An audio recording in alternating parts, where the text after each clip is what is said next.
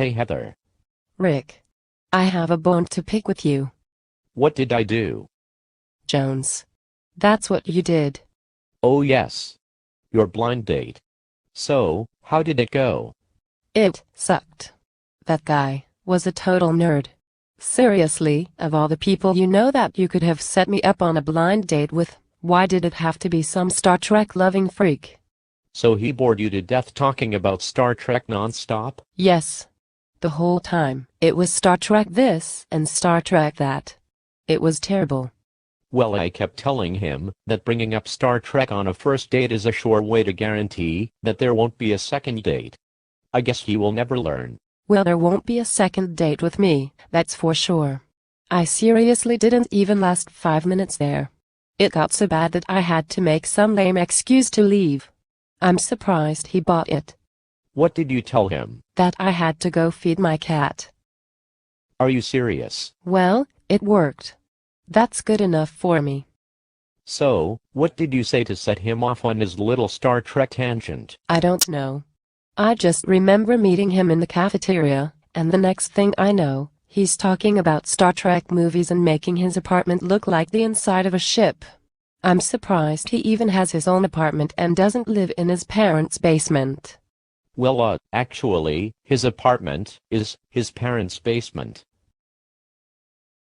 And not only that, he also says that he and his friends are having a birthday party for William Shatner in a couple of weeks. How ridiculous is that? Well, it's not a real birthday party. All they really do is gather at someone's place every year, watch Star Trek and T.J. Hooker, and talk about how William Shatner is God. It's more of a Shatner love fest than an actual birthday celebration. Ah. Sounds like you know all about what goes on there. I bet you go and join them every year. Are you kidding? Jones always tries to invite me, but I never go. I may be a Trek fan, but I don't take it to the level that he does. Anyway, I'm sorry you had such a lousy time. You better be. Next time, don't set me up on blind dates with any of your dorky friends. Okay, I won't. Well, I'll see you around then. Not so fast. I believe we made the agreement that I would go on this blind date, but if I had a rotten time, you would owe me. We did. Yes we did. You even put it in writing. Don't pretend like you don't remember. Now, since I had a rotten time, I believe you owe me for it. And I have the perfect thing. Oh no. You know my friend Rhonda, right? Rhonda? You mean, the homely-looking, obsessed with Twilight Rhonda? The same. Heather, if you're suggesting what I think you're suggesting. You know, she thinks you're really cute. She says you remind her of Edward. I'm not listening to you. Why not? You claim to be a man of honor, who always keeps his word. I'll clean your cat's litter box for the rest of the year. Anything but this. Nope. A deal is a deal. I had to listen to some nerd yapping about that Star Trek crap, so now you can enjoy the company of someone who wants to be your Bella.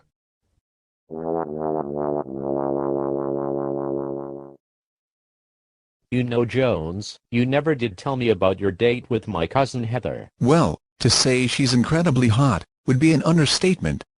It boggles the mind how such a gorgeous specimen can possibly be related to you. Very funny. What I want to know is, how did your date go? Well, to tell you the truth, it didn't last very long. We met, we hung out for a few minutes, and then she said she had to leave. Any particular reason why she left so soon? She said her cat needed to be fed. At least, that's what she told me. Really? You don't think maybe it had something to do with you, perhaps? What are you talking about? Okay, you want me to come right out and say it? I will. You hounded her with Star Trek talk the entire time. No, I didn't. What? Jones, I'm not an idiot. I know you by now. You have this annoying tendency to launch into Star Trek-related rants at the drop of a hat. You're telling me that during the entire time, you never said one thing pertaining to Star Trek? You never so much as put the words Star and Trek anywhere in the same sentence together? Okay, maybe I made one small mention of my DVD collection, but it was no big deal. Not according to what Heather told me. She told you about it? Yes. And from what she said, it seems like you didn't take my advice, and were bombarding her with Star Trek non-stop. Well, she asked me if I was a fan. And a simple yes couldn't suffice? Oh, wait, I forget who I'm talking to. Okay, so maybe I talked about a little more than my DVDs. I was just telling her a little about myself, like you said. And I also said that you should ask her about herself too. You don't go on dates and only talk about yourself. Especially someone like you, who can't go for 5 seconds without going off on a tangent about Star Trek and what a true fan you are. Feeder cat? No. The reason why Heather cut the date short and ran off is because you did exactly the opposite of what I told you to do. Okay. So the date went bad. Why are you so upset about it? You're acting like it's affecting you personally. Well, it is. Apparently so. Setting two people up on a blind date only to see it fail has to be a huge blow to the ego. It's not that. Let's just say that because of you, I now have to endure being compared to some sparkly disco ball. Explain. Before I set you and Heather up, she wanted us to agree that if she didn't enjoy herself, I would have to do something for her in return. She even had me sign a contract. So? Well, as you know, she didn't have a good time. And now, no thanks to you, she said that I have to go on a date with her psycho-Twilight-obsessed friend, Rhonda. Rhonda? She's friends with Rhonda the Twitard? The one who says you look just like Sparkle Boy?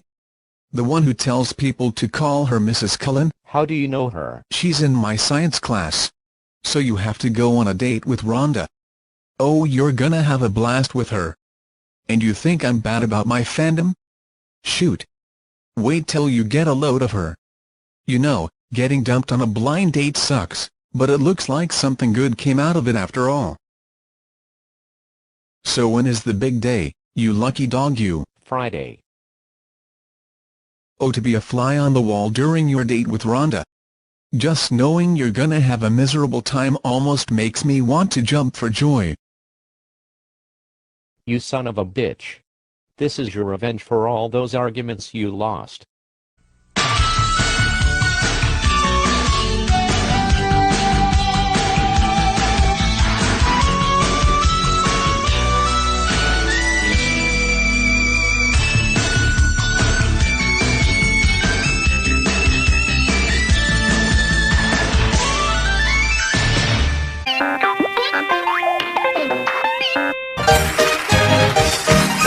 Thank you very much.